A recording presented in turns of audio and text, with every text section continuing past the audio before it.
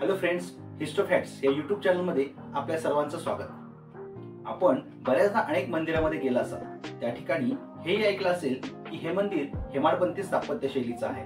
पण कधी विचार केलाय हेमाडपंथी स्थापत्य शैली म्हणजे काय? हेमाडपंथी स्थापत्य शैलीला हेमाडपंथी हे नाव का मिळालं?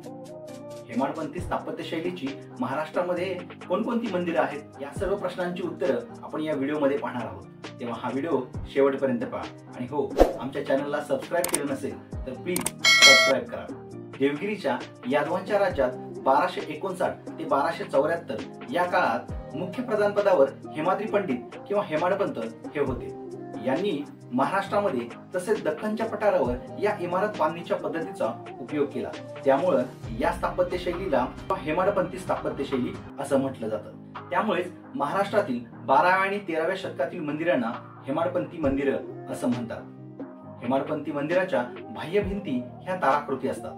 ताराकृती मंदिराच्या विभागणीत मंदिराची बाह्य भिंत ही अनेक कोणामध्ये विभागलेली असते।